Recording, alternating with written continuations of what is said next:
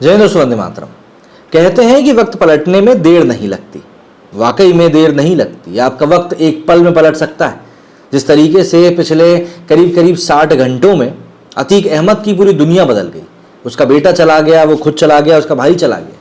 जिस तरह की घटनाएं हुई हैं वो इसी बात को बताती है कि भाई सिर्फ कुछ ही घंटों में, कुछ ही पलों में आपकी पूरी दुनिया बदल सकती है। दरअसल करीब अतीक अहमद की मृत्यु के पिछले 58 घंटों के अंदर अतीक, उसका बेटा असद, भाई अशरफ दुनिया से रुखसत हो चुके हैं। असद और शूटर मोहम्मद गुलाम को गुरुवार की दोपहर 12 बजे पुलिस ने झांसी में एनकाउंटर में मार गिराया था। अतीक की पत्नी शाइस्ता फरार है। बहनोई अखलाक और अतीक के 2 बेटे जेल में हैं और 2 नाबालिग बेटे बाल सुधार गृह में। माफिया व पूर्व सांसद अतीक अहमद और उसके भाई अशरफ की रात करीब 10:30 बजे पुलिस कस्टडी में गोली मारकर हत्या कर दी गई। दोनों को मेडिकल के लिए प्रयागराज के कॉलवेन हॉस्पिटल ले जाया गया था, जहां इमरजेंसी के सामने तीनों युवकों ने उनको गोलियों से भून दिया। दोनों की मौके पर ही मृत्यु हो गई।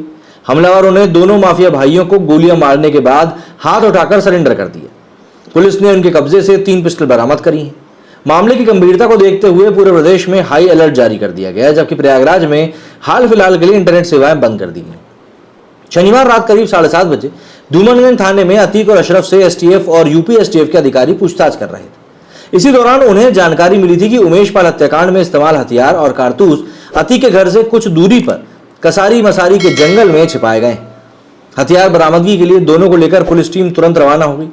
उनकी निशानदेही पर पुलिस ने कसारी मसारी के जंगल में एक खंडहर से हत्या में इस्तेमाल 2 पिस्टल बरामद करी। इनमें से एक पिस्टल मेड इन अमेरिका है। पुलिस को 55 से भी ज्यादा कारतूस भी मिले। इनमें 5 कारतूस पाकिस्तान ऑर्डिनेंस से निर्मित बताए जा रहे हैं। हथियारों की बरामदगी के बाद पुलिस टीम पहले दोनों को धूमनगंज थाने ले गई, फिर वहां से करीब 1 घंटे बाद रूटीन मेडिकल चेकअप करवाने के लिए कॉलवेन हॉस्पिटल लेकर आई। वहां मेडिकल से पहले अतीक मीडिया के सवालों पर बयान भी दे रहा था। मीडिया कर्मियों ने अतीक से बेटे के जनाजे में ना पहुंच पाने को लेकर सवाल पूछा तो उसने जवाब दिया कि ये लोग ले ही नहीं गए। इस बीच गुड्डू मुस्लिम को लेकर एक सवाल पूछा गया तो जवाब दे रहे अशरफ के मुंह से गुड्डू मुस्लिम का नाम ही निकला था कि मीडिया कर्मियों के बीच मौजूद एक युवक ने एकाएक अतीक के करीब आकर उसके सिर पे सटाकर गोली मार दी। अतीक तुरंत जमीन पर गिर पड़ा। अशरफ कुछ समझ पाता इससे पहले 2 और युवक आए और उन्होंने अशरफ और जमीन पर पड़े अतीक पर ताबड़तोड़ गोलियां बरसानी शुरू कर दी। फायरिंग शुरू होते ही पुलिस और मीडिया कर्मियों में भगदड़ मच गई। अतीक और अशरफ ने मौके पर ही दम तोड़ दिया। तीनों हमलावरों ने उनके दम तोड़ते ही धार्मिक नारे लगाते हुए हाथ उठाकर सरेंडर सरेंडर की आवाज लगाई। पुलिस के 2 सिपाहियों ने दौड़कर उन्हें अपनी कस्टडी में ले लिया तत्काल और वहां से उनको साथ लेकर निकल गए। हमलावरों की शिनाख्त लवलेश तिवारी और नवीन, अरुण मौर्य और सनी के रूप में हुई। पुलिस उनकी पड़ताल करने में जुट भी गई है। हमलावरों की फायरिंग में कांस्टेबल मानसिंह और मीडिया कर्मी शैलेश पांडे भी जख्मी हुए हैं। पुलिस ने मौके से 3 लावारिस बाइक, वीडियो कैमरा और हमलावरों के पास से आईडी बरामद किए हैं। माना जा रहा है कि बरामद बाइक हमलावरों की ही। सीएम योगी आदित्यनाथ ने वारदात का संज्ञान लेते हुए तत्काल उच्च स्तरीय बैठक बुलाई और पूरे मामले की उच्च स्तरीय जांच का आदेश दिया। मुख्यमंत्री ने 3 सदस्यीय न्यायिक जांच आयोग के गठन का भी निर्देश दिया है।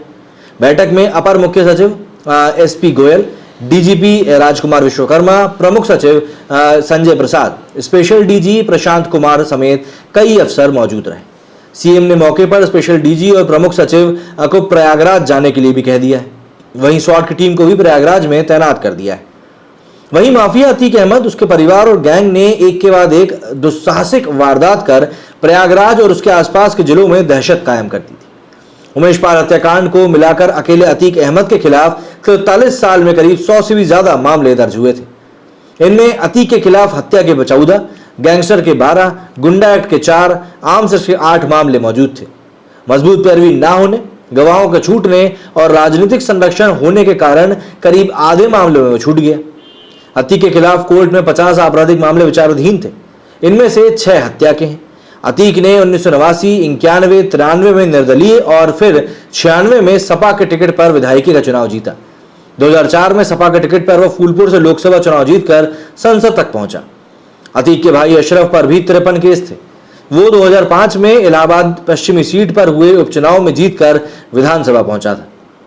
अतीक और अशरफ की हत्या पर यूपी सरकार ने लोगों से शांति बनाए रखने की अपील करी। समाजवादी पार्टी के मुखिया अखिलेश यादव ने सरेआम हत्या पर यूपी की कानून व्यवस्था को कटघरे में खड़ा कर दिया है। तो वहीं असदुद्दीन ओवैसी ने भी इसे योगी की सबसे बड़ी नाकामी बताया है।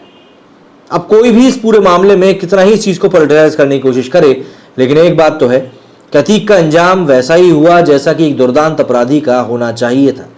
ये ज़रूर है कि इस मामले में हम ये कह सकते हैं कि भाई पुलिस यहाँ पर चाक चौबंद तरीके से शायद उसकी सुरक्षा नहीं कर पाई, या यूं कहें कि कातिलों ने नए नए तरीके निकाल लिए। इस तरह का मामला कि मीडिया कर्मी के भेष में आकर गोली चलाना, उन लोगों के गले में बाकायदा आईडी कार्ड्स भी थे। तो इस तरह का मामला यूपी में तो पहली बार ही देखने के लिए मिला है। मतलब मेरे संज्ञान में भी इस तरह का मामला कभी नहीं आया जब कोई मीडिया कर्मी बनकर आया और इस तरह से गोली चला दी। पॉइंट ब्लैंक रेंज से गोली मारी गई। ये वाकई में एक अपराध ही कहा जाएगा और कुछ भी नहीं। कई लोग हैं जो इसमें कॉन्स्पिरेसी की बात कर रहे हैं कि भाई पाकिस्तान से जुड़े हुए लिंक सामने आ रहे थे इसलिए मरवा दिया गया। कई सारी बातें। आपका इस बारे में क्या कहना है कमेंट करके जरूर बताइएगा। मेरे इस वीडियो में फिलहाल इतना ही। जय हिंद, जय भारत।